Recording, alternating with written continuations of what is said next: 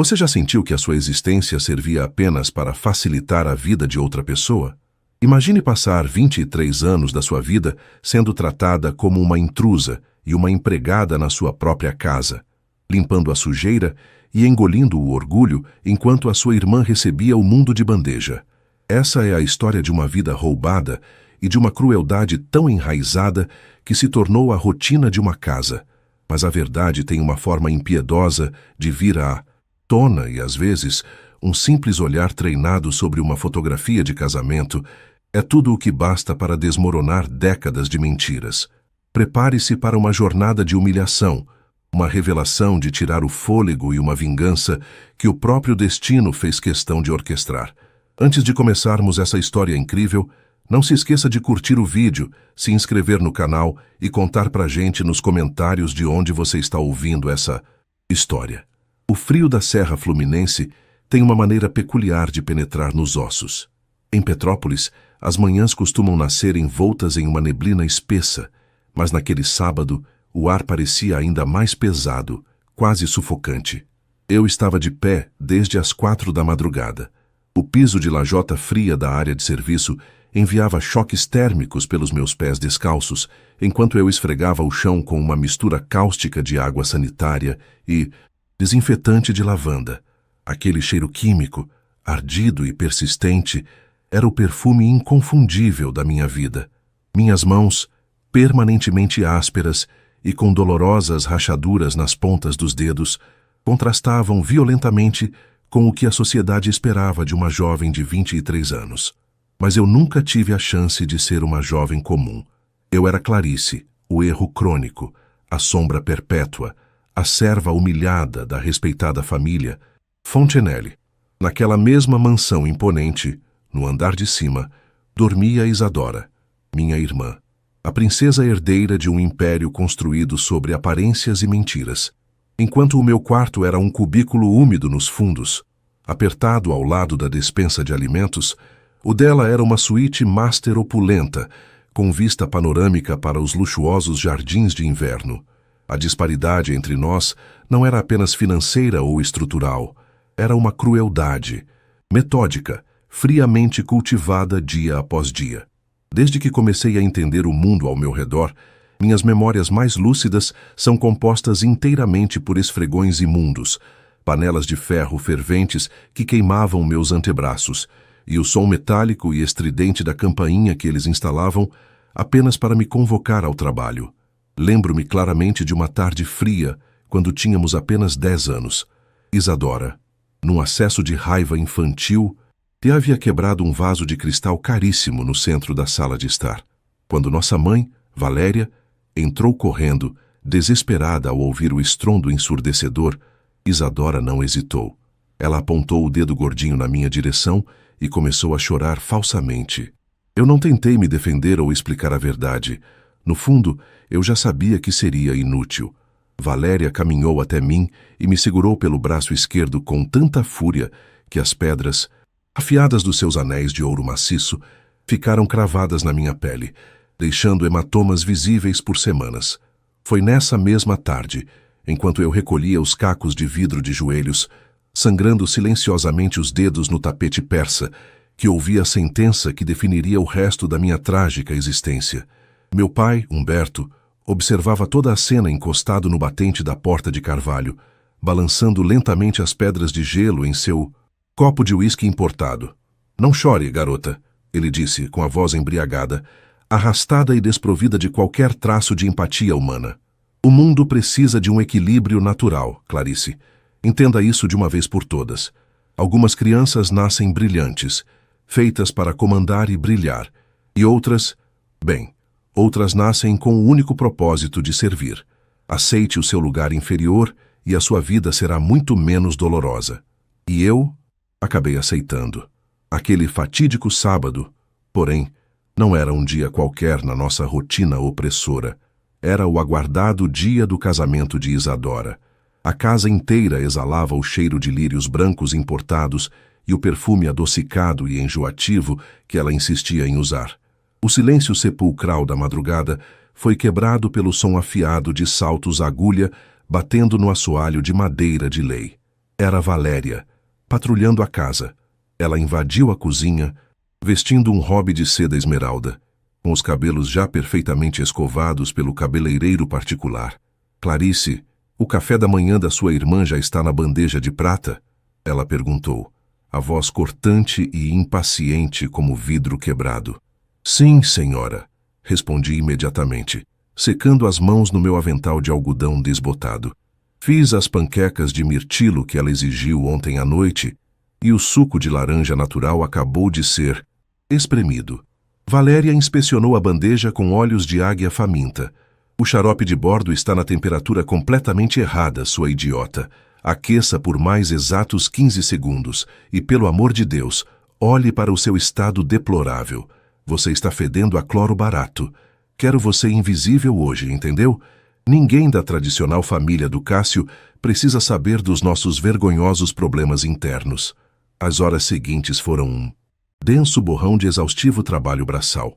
A mansão estava absurdamente lotada de membros da alta sociedade. O noivo, Cássio, herdeiro de uma poderosa linhagem de médicos, já exibia seu sorriso cínico no altar do jardim. Fui rigorosamente instruída a circular pelos cantos mais escuros, recolhendo taças vazias, fingindo ser apenas mais um móvel da casa. Durante a sessão de fotos perto da grande lareira, o pai de Cássio, o severo doutor, Vicente, ajustava sua câmera analógica Leica. Num infeliz descuido provocado pelo esbarrão de um garçom, a pesada bandeja de prata escorregou das minhas mãos. O estrondo aterrador das taças de cristal se espatifando no piso paralisou a festa instantaneamente. Caí de joelhos, catando os cacos em pânico, enquanto o sangue da minha mão rasgada manchava o chão. Saia daqui agora, sua inútil! Sibilou Valéria, com ódio puro no olhar. Antes que eu pudesse fugir, a voz grave do Dr. Vicente cortou o ar. Ele não olhava para a bagunça, mas diretamente através de suas lentes para mim. Espere, ele comandou de forma absoluta. Vicente ignorou os protestos de minha mãe adotiva e caminhou até mim. Seu dedo indicador apontou para uma marca de nascença em forma de meia-lua no meu pescoço, revelada pelo suor. O tempo parou no salão luxuoso. Sem piscar, Vicente puxou o celular e discou um número com urgência. Preparem o laboratório, ordenou no telefone, com a voz embargada por um choque monumental. Acabo de encontrar a filha desaparecida da Helena. O silêncio que se abateu sobre o suntuoso salão principal da mansão, Fontenelle, era tão denso que eu podia ouvir as batidas descompassadas do meu próprio coração, martelando contra as minhas costelas como um pássaro enjaulado em pânico. O estrondo das taças de cristal se espatifando ainda ecoava na minha mente, mas ninguém olhava para os cacos espalhados no tapete persa, nem para o sangue escuro que começava a gotejar da palma da minha mão machucada, manchando o tecido branco e engomado do meu avental de empregada. Todos os olhares da alta sociedade petropolitana estavam cravados em mim, e mais especificamente, no renomado Dr. Vicente. O patriarca da família do noivo ainda segurava o celular próximo ao rosto, a respiração pesada, os olhos fixos na pequena marca em formato de meia-lua que repousava no meu pescoço, logo abaixo da linha do maxilar. Uma marca que Valéria sempre me obrigava a cobrir com maquiagem barata ou golas altas, alegando ser uma sujeira de nascença que ofendia as visitas. O cheiro de lírios brancos importados e do champanhe francês derramado no chão se misturava ao odor ferroso do meu próprio sangue, criando uma atmosfera nauseante que fazia o meu estômago revirar em agonia. A primeira a quebrar aquele transe coletivo foi Isadora. Com seu vestido de noiva avaliado em centenas de milhares de reais, uma cascata de renda chantilly e pedrarias reluzentes, ela bateu o pé direito no assoalho de madeira, com a fúria de uma criança mimada que acaba de ter seu brinquedo favorito roubado. O que está acontecendo aqui? Ela esbravejou, a voz estridente cortando o ar gélido de Petrópolis. Cássio, faça o seu pai parar com essa loucura absoluta. Ela é só a Clarice, a nossa empregadinha inútil que acabou de arruinar o meu momento perfeito. Cássio, com sua postura sempre arrogante e terno sob medida, deu um passo à frente para tocar o ombro do pai. Mas Dr. Vicente o repeliu com um gesto brusco, sem sequer desviar o olhar do meu rosto assustado e sujo. Valéria, cuja tez impecavelmente maquiada havia adquirido um tom pálido e cadavérico, avançou pelo salão tropeçando nos próprios saltos agulha. Vicente, meu caro consogro, por favor. Ela gaguejou, forçando um sorriso trêmulo e desesperado, revelando a fachada ruindo. Você bebeu demais. O estresse dos preparativos deste casamento. Essa garota é filha de uma antiga cozinheira que fugiu com um motorista de caminhão e nos deixou esse fardo. Miserável. Ela tem problemas mentais graves. Costuma se machucar de propósito. Por favor, seguranças, tirem essa sujeira daqui agora mesmo. 2 homens imensos de terno preto fizeram menção de se aproximar de onde eu estava encolhida, mas a voz do médico trovejou, fazendo as grandes janelas da sala de estar vibrarem de forma assustadora. Se algum de vocês encostar um único dedo nela, eu acabo com a vida de cada um antes mesmo de a polícia chegar, rosnou Vicente. A autoridade médica e a postura de quem não aceitava ser contrariado, exalando de cada poro. Ele se abaixou lentamente até ficar na altura dos meus olhos, ignorando solenemente o piso sujo e as minhas roupas esfarrapadas. Suas mãos grandes e incrivelmente quentes seguraram meus ombros trêmulos com uma delicadeza que eu nunca havia experimentado em 23 anos de existência miserável. Qual o seu nome verdadeiro, minha jovem? Ele perguntou, a voz agora suave, quase paternal e cheia de compaixão. C. Clarice, senhor. Gaguejei. As lágrimas de dor e extrema confusão escorrendo pelo meu rosto manchado de poeira e suor. Não, ele sussurrou, tirando do bolso interno do seu paletó de grife um lenço de linho puro para limpar gentilmente a minha testa. O seu nome é Aurora. Você é filha de Helena Vilar, a mulher que você, Humberto, arruinou financeiramente de forma desonesta há 2 décadas, exatamente antes do misterioso desaparecimento da criança dela. A semelhança genética é simplesmente absurda. Os olhos amendoados expressivos, a fina estrutura óssea do rosto e principalmente essa marca.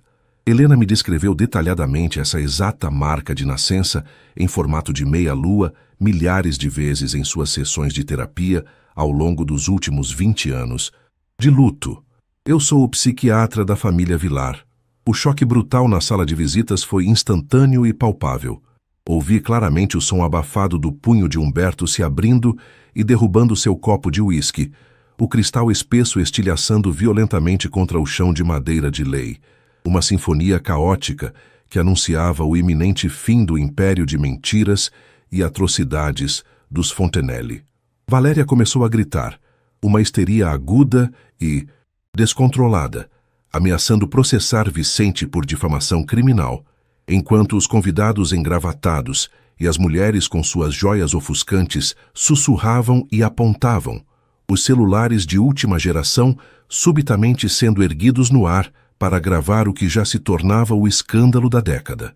Isadora chorava copiosamente, ajoelhada em seu vestido arruinado, percebendo que o seu grande dia havia se transformado no palco de uma devastadora investigação criminal.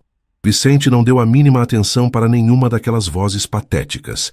Ele abriu sua maleta médica de emergência de couro legítimo. Com movimentos cirúrgicos e precisos, ele tirou um longo cotonete estéril e um tubo de ensaio transparente. Abra a boca, minha querida, ele pediu, e eu obedeci, paralisada por um medo primitivo, mas estranhamente impulsionada por uma centelha de esperança avassaladora que eu achei que havia morrido sufocada na minha dura infância. Ele esfregou cuidadosamente o algodão na parte interna da minha bochecha esquerda, guardando o material genético com extremo rigor. O laboratório central do meu hospital vai processar isso sob caráter de urgência máxima. Até lá ela vem comigo sob minha inteira proteção. Humberto tentou bloquear a grande porta principal de carvalho maciço, o rosto completamente vermelho de raiva e do álcool barato que ele consumia escondido. Você não pode roubar a minha propriedade. Essa infeliz mora sob o meu teto. Ele cuspiu as palavras grotescas. Vicente apenas esboçou um sorriso incrivelmente frio e calculista que me deu calafrios na espinha. Sua propriedade? A escravidão acabou há muito tempo neste país, Humberto. E se o sequenciamento de DNA confirmar o que eu já sei que é verdade, o sequestro brutal de uma recém-nascida será apenas o menor dos seus incontáveis problemas. Todos vocês apodrecerão numa cela imunda. Naquela mesma noite conturbada, eu não dormi no meu antigo e asqueroso cubículo úmido que fedia a mofo ao lado da despensa. O patriarca da família do noivo cancelou sumariamente o casamento do filho e me levou direto para a ala VIP do seu hospital particular, na agitada capital do Rio de Janeiro. Fui cuidadosamente instalada num quarto de paredes impecavelmente brancas, perfeitamente esterilizado e seguro, com lençóis de um algodão egípcio tão extremamente macio e aconchegante que a minha pele permanentemente áspera parecia ofender o tecido nobre a cada movimento. Uma enfermeira muito gentil tratou meticulosamente os profundos cortes de vidro nas palmas das minhas mãos feridas, aplicando pomadas curativas importadas que cheiravam intensamente a camomila e a um inexplorado alívio, enquanto eu olhava fixamente para o teto iluminado, sem conseguir sequer começar a processar a completa imensidão daquela noite que alterou o universo. Durante 3 longos e torturantes dias, que pareceram durar anos inteiros, fiquei trancada naquele quarto isolado, com o estômago vazio revirando angustiadamente a cada vez que a maçaneta de metal da porta ensaiava girar. O medo absurdo e constante de que tudo não passasse de um cruel e elaborado mal-entendido da minha mente doente, um delírio coletivo gerado pelo cansaço extremo, me assombrava durante todas as noites insones. E se os resultados mostrassem que eu era apenas a Clarice, a órfã eternamente inútil, o erro crônico da sociedade? Eu fechava meus olhos pesados e tentava de todas as formas imaginar o rosto materno dessa tal Helena Vilar. Seria ela fisicamente parecida comigo? Ela teria realmente passado todos esses 23 anos me procurando sem descanso?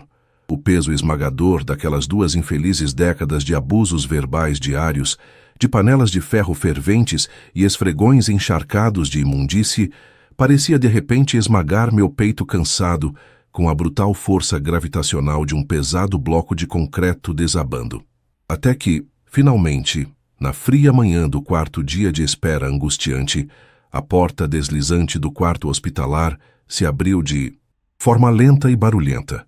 Vicente não estava sozinho desta vez.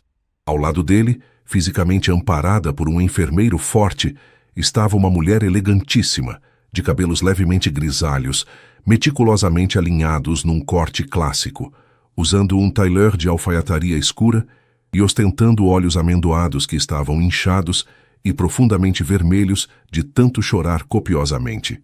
Ela segurava um pesado envelope de papel pardo com as 2 mãos trêmulas, o brilhante selo de segurança do moderno laboratório genético visivelmente rompido no topo. O cheiro nítido e inconfundível de chuva fresca de verão invadiu o quarto através da janela de vidro recém-entreaberta, lavando a tensão do ambiente. Ela deu um passo hesitante e cambaleante na minha direção, os lábios ressecados tremendo violentamente antes de conseguir pronunciar, com a voz embargada pelas lágrimas represadas, as definitivas palavras que iriam reescrever o meu tortuoso destino para todo o sempre. Aurora, a voz da mulher falhou, um sussurro rouco e carregado de 2 décadas de um sofrimento incalculável. Minha pequena Aurora, 99,9%. O envelope pardo escorregou das mãos trêmulas de Helena Vilar, espalhando as folhas com o timbre oficial do laboratório pelo piso de linóleo branco do quarto de hospital. O som, sutil do papel tocando o chão frio, foi a única coisa que quebrou o silêncio denso e elétrico daquele instante. Tentei me levantar da cama hospitalar, mas minhas pernas fraquejaram, dominadas por um torpor repentino. Helena não hesitou. Ela se jogou de joelhos ao lado do meu leito e envolveu o meu corpo frágil num abraço tão desesperado, tão visceralmente protetor, que o ar fugiu dos meus pulmões. O cheiro dela não era o perfume sintético e enjoativo de Valéria, mas uma fragrância suave de jasmim e lavanda, misturada com o aroma salgado das lágrimas, que agora ensopavam a gola da minha camisola de algodão. Eu nunca parei de procurar por você, Nem um dia, nem uma hora. Meu coração de mãe sempre soube que você respirava sob o mesmo céu que eu. Ela chorava copiosamente, beijando o topo da minha cabeça, os meus ombros encolhidos e a marca de nascença em formato de meia-lua. No meu pescoço, o estigma que os Fontenelle me obrigaram a esconder. Naquele abraço infinitamente quente, a crosta de gelo e humilhação que revestiu o meu peito por 23 anos começou a derreter dolorosamente. Eu não era Clarice, a órfã amaldiçoada. Eu era Aurora. Eu tinha uma mãe. O Dr. Vicente pigarreou suavemente, enxugando uma lágrima teimosa no canto do olho por trás das lentes dos óculos. Ele puxou uma cadeira estofada e sentou-se conosco. Aurora, ele pronunciou o meu nome verdadeiro com uma reverência que me fez arrepiar a espinha. A Polícia Civil do Rio de Janeiro invadiu a mansão em Petrópolis nas primeiras horas da madrugada de hoje. Humberto e Valéria foram presos em flagrante. Mandados de busca e apreensão revelaram documentos contábeis trancados num cofre que ligam Humberto ao colapso criminoso da empresa do seu falecido pai. Eles não apenas destruíram o império financeiro dos Vilar através de fraudes brutais e subornos, como pagaram a enfermeira da maternidade há 23 anos para forjar a sua morte neonatal. Queriam quebrar a sua mãe emocionalmente para arrematar as ações da empresa a preço de banana. E o mais perverso, eles levaram você, para usá-la como um troféu deprimente do triunfo sádico deles, criando a herdeira do inimigo como a escrava pessoal da família. Cada palavra de Vicente, um gosto amargo e metálico, idêntico ao cheiro de ferrugem, inundava a minha boca seca. Lembrei das madrugadas lavando escadarias, das queimaduras crônicas nas mãos, esfregando os fornos industriais para os banquetes de Isadora, dos tapas no rosto que Valéria me desferia. Eles sabiam, o tempo todo. Olhavam para o meu rosto cansado e viam o espólio de um crime hediondo.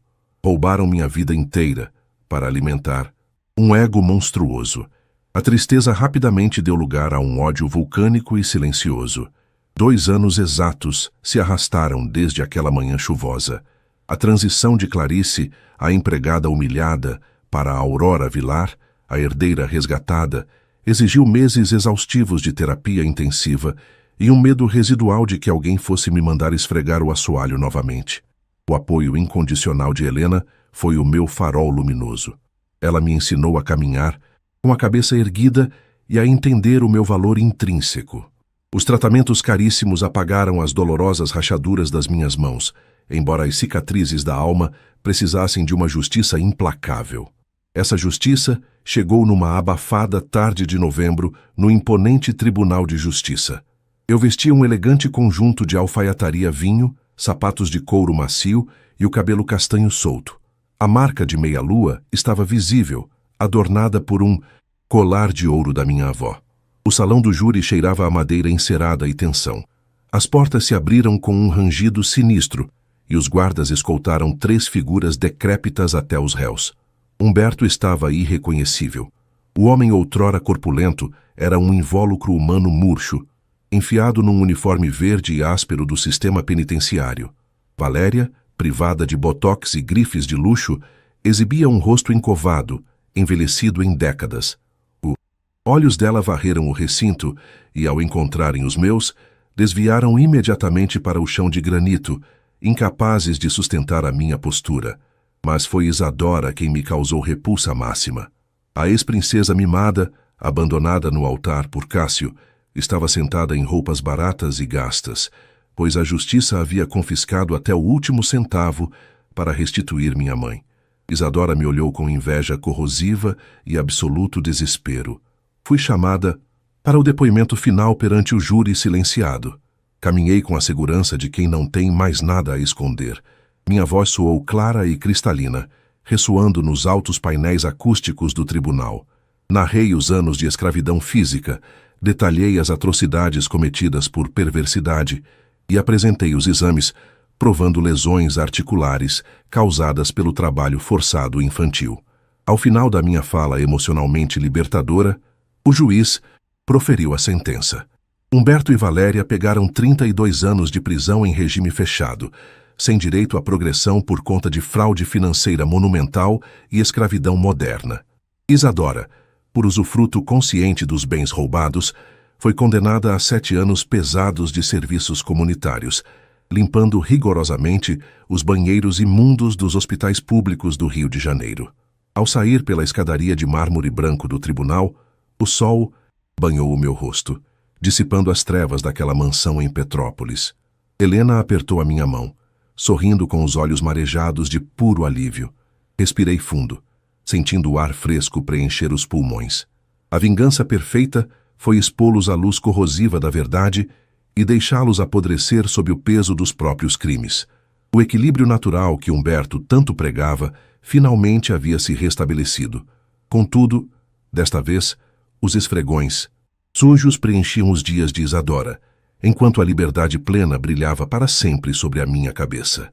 E aí, o que você achou dessa reviravolta impressionante e da justiça sendo feita? Se essa história tocou você, deixe o seu like agora mesmo para apoiar o canal. Inscreva-se e ative o sininho para não perder as próximas narrativas emocionantes. Queremos saber a sua opinião. Você acha que a punição da família foi justa? Deixe o seu comentário aqui embaixo e compartilhe este vídeo com seus amigos. A sua participação é fundamental para continuarmos trazendo as melhores histórias.